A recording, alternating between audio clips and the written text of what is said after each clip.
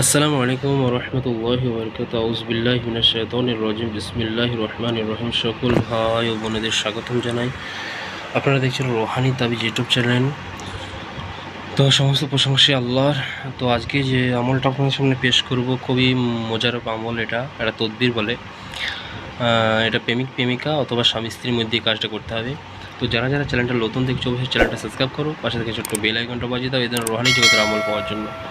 তো আজকে যে নকশাটা আপনাদের তদবিরটা শেয়ার করছি, এটা হলো নিজের স্বামীকে নিজের হাতে মুঠো আনা, প্রেমিক প্রেমিকাকে বশীকরণ, সাধারণ মানুষকে বশ করা, যে কোনো ব্যক্তিকে বশ করা যায় এই তদবির দিয়ে।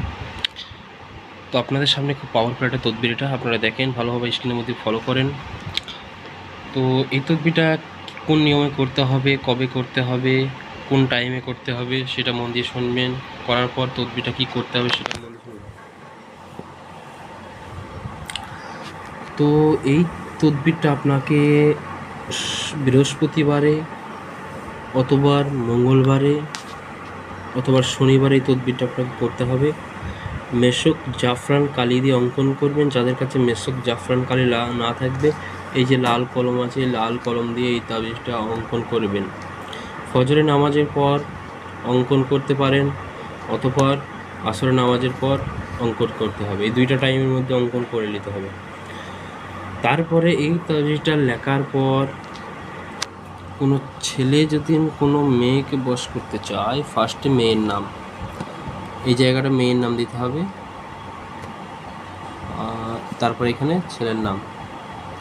আর যদি কোনো মেয়ে ছেলেকে বশ করতে চায়, ফার্স্টে ছেলের নাম প্লাস দিয়ে কিংবা বিন দিয়ে বা নুন দিয়ে, যদি কেউ আরবি না জানেন প্লাস দিয়ে এখানে মেয়ের নাম।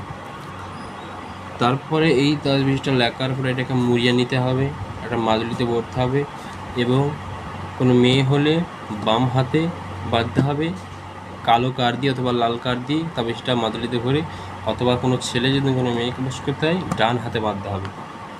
আচ্ছা, বাঁধার পর আপনাকে ঠিক বাঁধা হয়ে যাওয়ার পর আপনাকে কি একটা এরপর একটা জিনিস করতে হবে। যেদিন এই তদবিরটা আপনি করবেন অবশ্যই সেই দিন দুইটা লেখার আগে মানে দুইটা করবেন, ধূপকাঠি কি ওটা আগরবাতি বলে, এই তদবিরটা লেখার আগে ধূপকাঠি অথবা আগরবাতি জ্বালিয়ে নেবে। আপনাদের বুঝিয়ে দিচ্ছি, দোকানে যে ধূপকাঠি পাওয়া যায় না, অনেক স্যান্ডওয়ালা বাঁশওয়ালা, এই তদবিরটা লেখার আগে মানে আপনি যখন লিখতে বসবেন সেই টাইমে পাশে জ্বালিয়ে নেবেন। তদবিরটা খুব কার্যকারী হবে। ওই টাইমে বোঝা চাচ্ছি আপনাদের। ভালো থাকবেন, সুস্থ থাকবেন। এইটুকুই ভিডিও, লিখবেন ভালো, দেখেন। আসসালামু আলাইকুম ওয়া রাহমাতুল্লাহি ওয়া বারাকাতুহু।